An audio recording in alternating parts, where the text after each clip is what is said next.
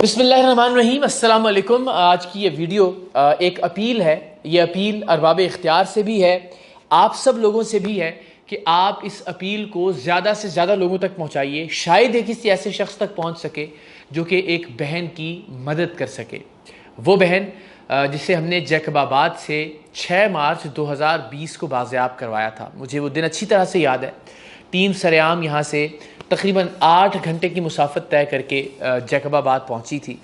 और जैकबाबाद में हम जब इस बहन को, जिसका नाम सायरा है, बाज़ियाब करवाने के लिए इसके घर में, जिसे शायद घर कहना भी घर की तौहीन होगी, उस चार दीवारी में दाखिल हुए। वहाँ कौन सी गलाजत थी, कौन सा कचरा था, बदबू वाला कौन सा पानी था, कौन सी ऐसी गंदगी थी जो उस घर के अंदर मौजूद नहीं थी। उस ख़ातून के मासूम प्यारे बच्चे, बहुत कॉन्फिडेंट, बहुत खूबसूरत, लेकिन वो भी उसी गलाजत और गंदगी के अंदर लिथड़े हुए थे। उस औरत के बाल भी काट दिए गए थे। उस औरत के जिस्म पर, उसके चेहरे पर, उसके बाजुओं पर जलाने के, काटने के, नोचने के हर तरह के निशान, ताज़ा निशानात मौजूद थे। और बदकिस्मती ये कि जब हम पुलिस के साथ उस घर में दाखिल हुए तो एक बहुत ही चोर दरवाज़ा सा था, जिससे उसका बदबख्त शौहर जो उस पर तशद्दुद करता था, जो नशे का आदी था, वो वहाँ से फ़रार होने में कामयाब हो गया।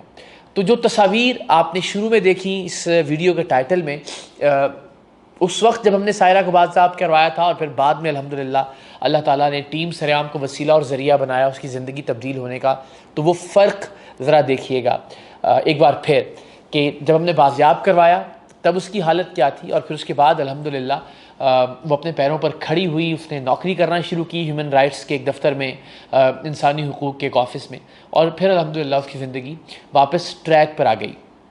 तो जब हमने उसको बाज़ियाब करवाया और करवाने के बाद उसको पुलिस ऑफ़िस लेकर आए, तो उसने अपने ऊपर बीतने वाले जुल्म की जो दास्तानें बयान की, वो सुनकर कोई भी दर्द दिल रखने वाला इंसान लरज़ कर रह जाए। शुक्र ये है कि उसी दिन जैकबाबाद पुलिस ने उस बदबख्त शौहर को भी गिरफ़्तार कर लिया अल्हम्दुलिल्लाह, और वो फिर ज़ाहिर उसके केस के और कानूनी मामलात चलते रहे।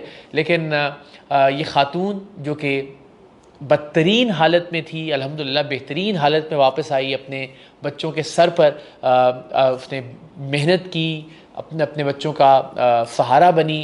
एक दफ़्तर में उसको नौकरी मिली, लेकिन कोरोना की वजह से अनफॉर्चुनेटली उसकी वो नौकरी चली गई। ज़ाहिर है हम, कोई भी इदारा उसको वक्ती तौर पे सपोर्ट तो कर सकता है, बच्चों की तालीम का ज़िम्मा भी मैंने ज़ाती तौर पर लिया है, बाकी सब चीज़ें भी, लेकिन वो ख़ुद अपने पैरों पर खड़ा होना चाहती है। वो इस काबिल है कि वो अपने बच्चों का सहारा ख़ुद बन सकती है।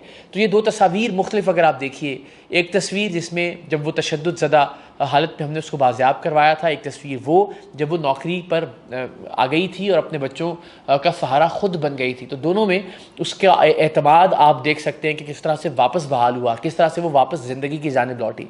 मैंने कुछ अर्सा पहले ट्वीट भी की, फेसबुक पर भी डाला, अल्लाह ताला का शुक्र अदा करते हुए कि मैं कुछ और ना करूं, टीम सरेआम पूरी ज़िंदगी कुछ और ना कर सके, तो सिर्फ ये दो तस्वीरें जब हमने उसको बाज़ियाब करवाया और उसके बाद जैसे उसकी ज़िंदगी तब्दील हुई, मुझे लगता है परवरदिगार की बारगाह में हमारी बख्शिश के लिए यही दो मनाजिर काफ़ी होंगे।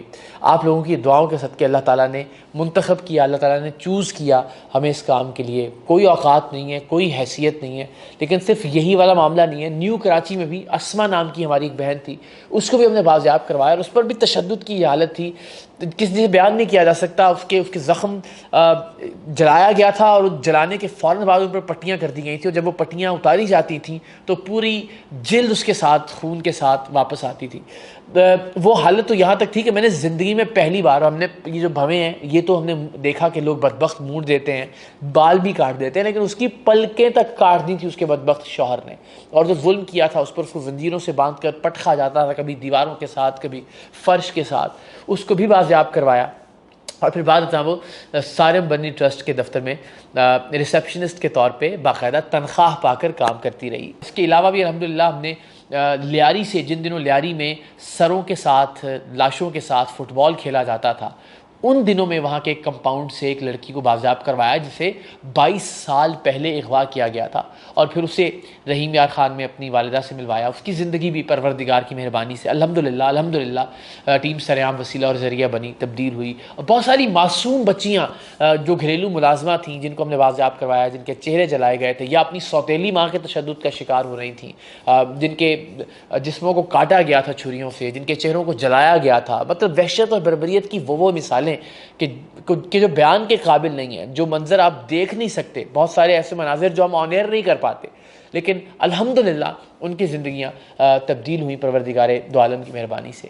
लेकिन इस वीडियो में ख़ास तौर पे जैकबाबाद की सायरा के लिए मेरी दरख्वास्त है कि प्लीज़ वो ख़ुद अपने पैरों पर खड़ा होना चाहती है। अगर सरकार उसे कोई बाइज़्ज़त रोज़गार दे सके, अगर सरकार उसे किसी महकमे में, महकमा इंसानी हुकूक में, किसी भी वजारत में बाइज़्ज़त नौकरी फ़राहम कर सके, वो और उसके बच्चे एक बहुत बेहतर ज़िंदगी गुजार सकते हैं। मैं बहुत यकीन से कह सकता हूँ उसकी प्यारी बेटी इतनी कॉन्फिडेंट, इतनी प्यारी बातें करने वाली कि अगर उसे मौका मिले तो वो किसी भी मैदान में अपने झंडे गाड़ सकती है, अपनी माँ का नाम रोशन कर सकती है, अपने मुल्क का नाम रोशन कर सकती है। सो प्लीज़ सायरा के लिए हम सबको मिलकर कुछ ना कुछ करना होगा कि हम उसे वो भीख नहीं मांगना चाहती, वो नहीं चाहती कि कोई उसका वजीफ़ा मुकर्रर कर दिया जाए, वो नहीं चाहती कि हर महीने कोई उसकी मदद करे। वो ये चाहती है कि वो अपने पैरों पर खड़ी हो और अपने पैरों पर खड़े होकर अपने बच्चों को पाले, उनका सहारा बने। सो बस ये रिक्वेस्ट अल्लाह करे किसी ऐसे इंसान तक पहुंच जाए जिसे अल्लाह ने इक़्तिदार दिया हो, जिसे अल्लाह ने इख्तियार दिया हो, जिसे अल्लाह ने दर्द दिल दिया हो, और वो सायरा के लिए कोई ऐसा बाइज़्ज़त रोज़गार फ़राहम कर सके कि जिससे उसकी ज़िंदगी एक बेहतर ट्रैक पर आ सके इंशाअल्लाह अज़ीज़। तो आप कोशिश कीजिएगा कि ये पैगाम आप अगर किसी ऐसे शख्स तक पहुंचा सकें तो यकीनन आप भी परवरदिगार की बारगाह में सुरखरू होंगे इंशाअल्लाह।